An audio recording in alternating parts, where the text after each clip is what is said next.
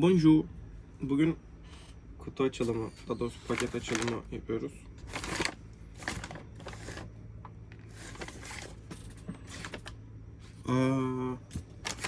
O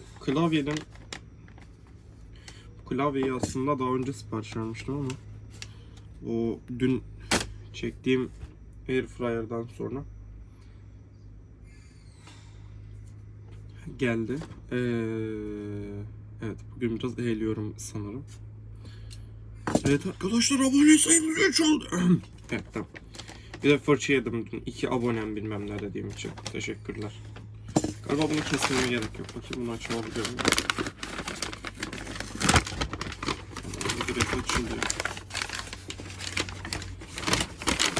Bu şeylerin içinden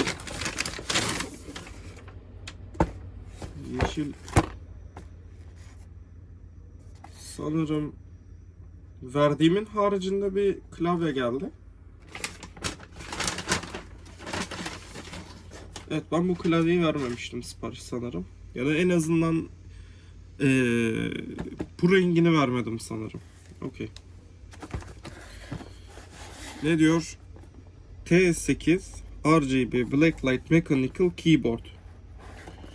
Ultra Durable Modular Mechanic Switch.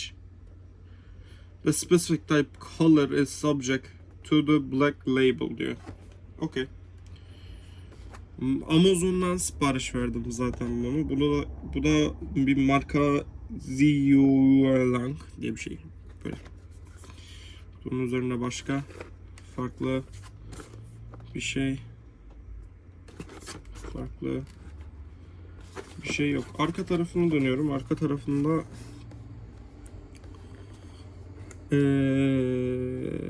Black Light Gaming Colorful Breathing Lamp Effect Multiple 18 Lightning Modes diyor. No Impact Design of All Keys diyor. Ne demek olduğunu bilmiyorum çoğunun. Bunun mesela. Bu ne demek bilmiyorum. The light is adjustable off. Okey, kapanabiliyormuş. Fn yukarı tuşuyla brightness artırıyoruz. Fn aşağı tuşuyla brightness'ı kısıyoruz. Black light'ı da Fn sağ ve solla beraber yapıyormuşuz. Başka da bir şey yazmıyor kutunun üzerinde. Geri kalan her şey aynı.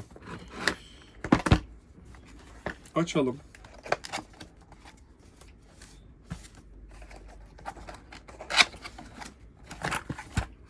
Evet, içinden yok, verdiğim geldi galiba. Okey, neyse. Ama gövde rengi bu değildi. Okey, içinden böyle bir küçük ne bu? Pro Custom Coiled Keyboard Cable geldi. O kablonun adı Pro Custom Coiled Keyboard Cable'ı. Kablonun şekli falan böyle. Product Information'ı. Klavyeye giriş kısmı.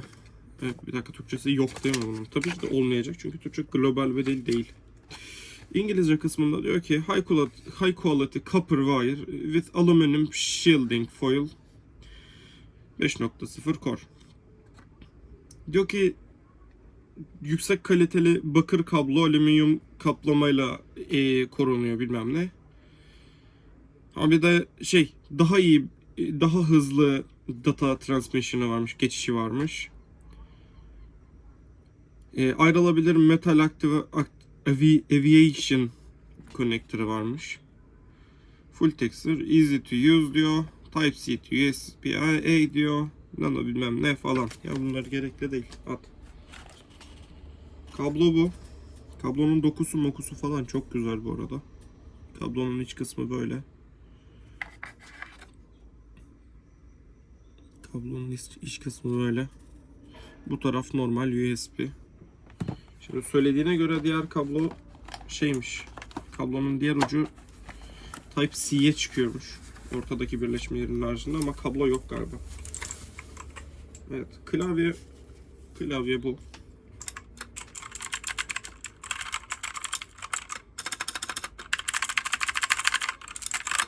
Klavye çok güzel. 2 eksiği var. Bir tanesi normal olarak. Birinci eksiği numpad'i yok. Normal olan da klavye. Türkçe klavye değil. Ama ağırlık olsun, Burada C girişi var. Ağırlık olsun, tuş basımı olsun falan. Gayet iyi. Diğer kablo da burada. Diğer kablo ve bu klavyenin tuşları çıkabiliyor. Muhtemelen globaldir o.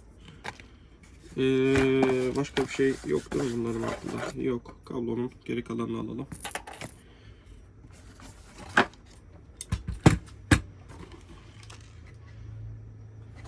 Kutuyu da attık o tarafa. Klavyenin ışıkları yanmıyorken bu Control Windows Shift Caps Lock Tab tuşları biraz silik gözüküyor çünkü muhtemelen buradan sadece ışıklar çıksın diye içleri boş halde verilmiş. Ama daha baskın kullanabilirlerdi. Klavyenin herhangi bir ayak desteği ya da ona benzer hiçbir şeyi yok. Şöyle göstereyim.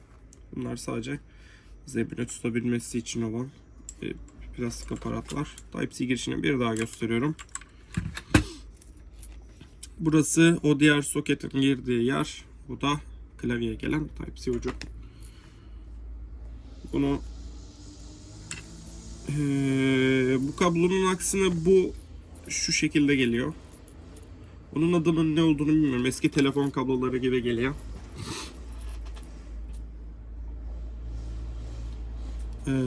Bunu bir şey okumam gerekmiyordur umarım bunu takabilmek için. Çünkü normal geçireceğim içine bunu.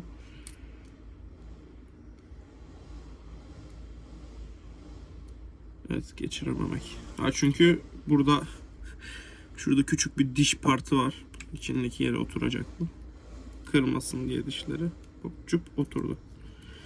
Bunlar birbirinden ayrılmasın diye de onu böyle vidalıyorum bunun üstüne. Ya aslında bu kötü mü değil mi tam emin olamıyorum. Normalde bunların şu kısımlarında, kabloların şu kısımlarında aşınma bilmem ne falan olduğu zaman kablonun tamamını değiştirmek ya da olduğu gibi klavyeyi değiştirmek gerekmesin diye herhalde yapmışlar bunu. Fena değil. Bence güzel bir fikir. Daha şık da duruyor yani, böyle metal bir parça falan böyle yapıyorsun böyle. İyi yani, kabloları birleştirdik. Şurada içinde bir şey daha geldi. Bir dakika, şuraya bir şey düştü. Evet.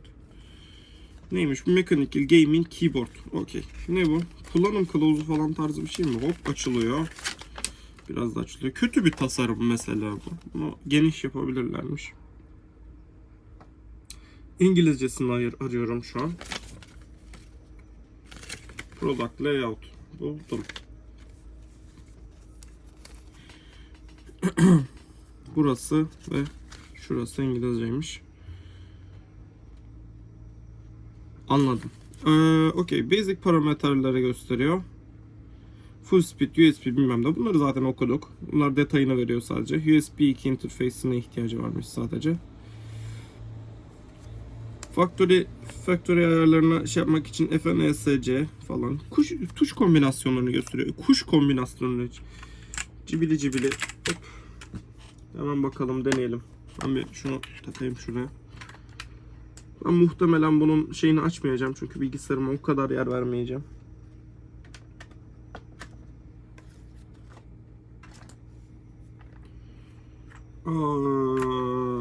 Evet.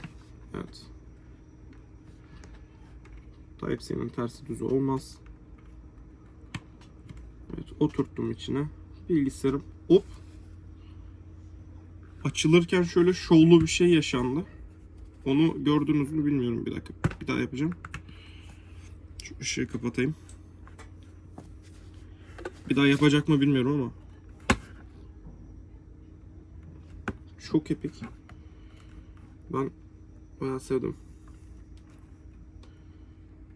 Tam oturduğundan emin oldum. Yani umarım oturmuştur. Daha da gitmiyor çünkü. Şu ışığı bir daha yakayım.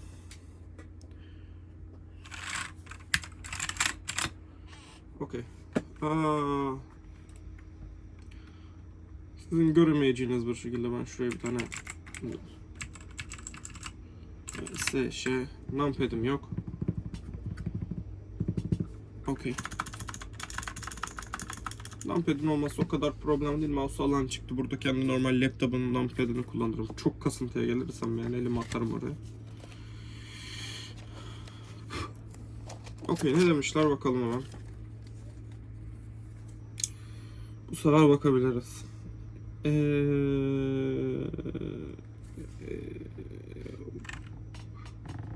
Efendim tuşu burada.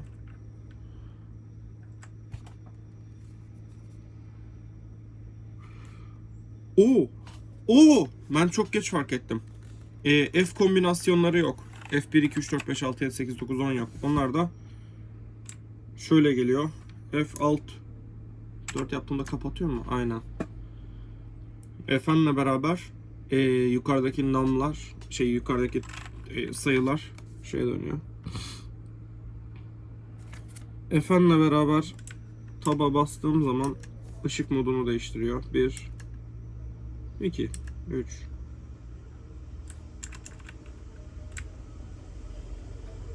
Bir dakika, ışığı kapatarak devam edeyim. 4 5 6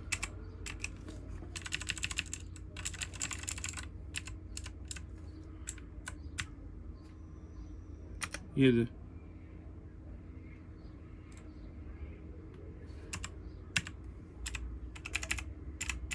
Bu güzel. Bu arada caps lock açık olduğu zaman otomatik olarak tuşu açıyor. Bu da güzelmiş. Efendim devam ediyoruz. Kaçta kaldım hatırlamıyorum. 7 8 9 10 Burada ışıklandırması çok smooth ve çok yumuşak, böyle güzel bir ışıklandırması var. Benim çok hoşuma gitti. Hani çok göz alıcı, rahatsız edici, hani ışık olsun diye koyulmuş ışıklar gibi değil. Herhalde 9 falan. 10 falan. Bir şeyler oluyor.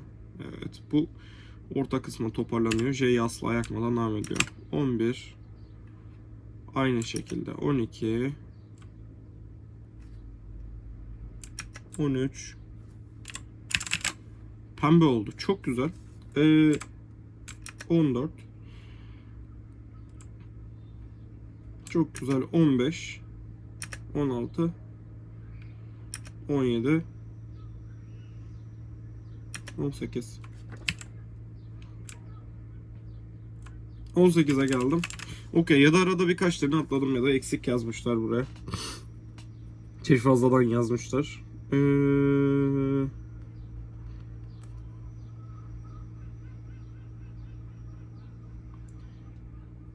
Efendim homepage. Ha, doğru, teknik olarak burada homepage tuşları bilmem ne falan da yok. Hayır, home var, delete var. Okey. Klavyede bayağı şeyden almışlar. Klavye doğal olarak mekanik olduğundan malzemeden çalıp paraya vermişler. Çok saçma ama. Evet, ışık faslını geçtiğimize göre ben kendi ışığımı yakayım ki bunu okuyabileyim. Ha, eğer şöyle yaparsam benim bilgisayarımı açıyormuş. Ah, bu çok güzel bir kısa yol. Bu çok başarılı. Bilgisayarın içindeki şeylere erişim sağlayabiliyoruz. Hiç PC mod diyor. Calculator açabiliyormuşuz. FNR yaptığımda müzik medya yöneticiyi açıyor. Print screen I tuşuna atanmış. Şuna. Ben beğendim. Fena değil. Ha, şöyle bir şey var. Şunu şöyle yaptığım zaman faktörü settings'e geliyor da bu neye yarıyor bilmiyorum. Ben muhtemelen bunun epi falan belki vardır. Oradan bir şeyleri kurcalayabiliyorsundur. Ama ben muhtemelen asla uğraşmayacağım çünkü iyi. FNE ile e-mail açıyormuş. Açıyor. Bayağı iyi. Denedik bu taraftakileri. Bu tarafa bakalım. Burada ne varmış? İlgi çekici. Volume Plus. Ne bu? P ile sesi arttırıyoruz. Volume Plus. Göremiyorum. Evet. Bunu arttırıyoruz. Bunu siliyoruz. Kısıyoruz.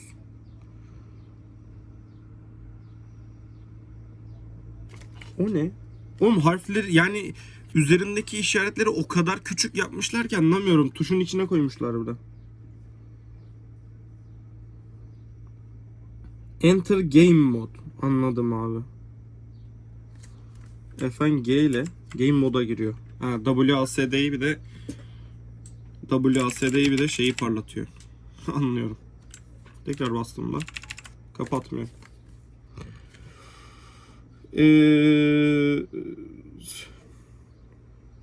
FNF ne? Stop.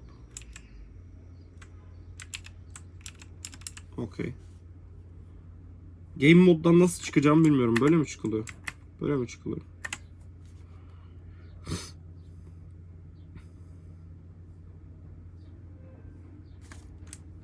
Play. Stop. Şu an tabii bir şey çalmadığı için göremiyorum.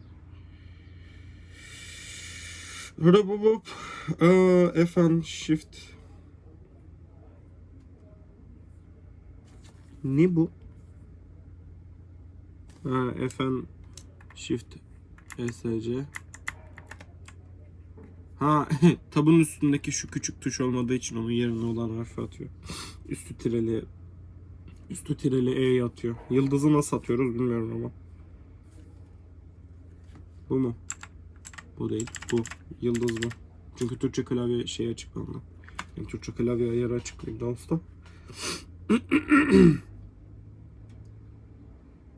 Peki game moddan nasıl çıkıyorum?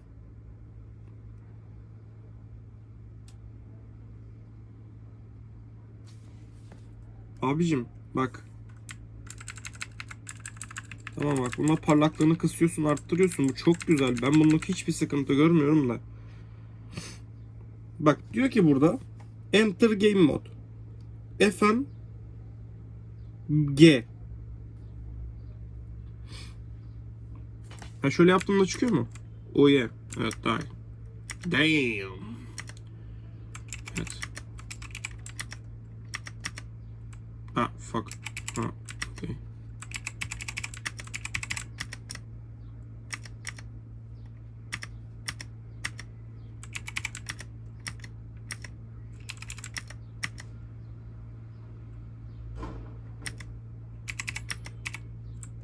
Neyse, bunlarla sonra uğraşırım. Backlight brightness'ı arttırıyoruz. Backlight slow down. Dynamic light'taki hızını arttırıp azaltabiliyormuşuz. Lock or open windows diyor. Evet, ne olduğunu asla göremiyorum. Bu mu? Bu mu?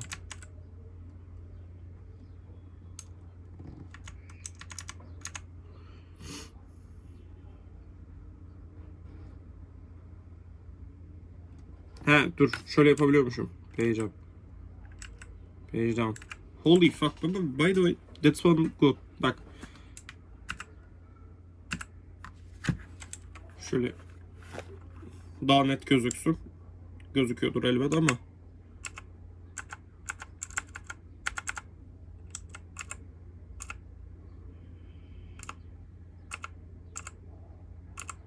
Bence tuşların yayılması çok güzel. Evet. Tuşları denedik. Şimdi şey deneyelim. Şöyle bir tuş çıkartma aparatı var. Onu bir deneyelim. Video 18 dakika olmuş. Oha. Taktım bunu.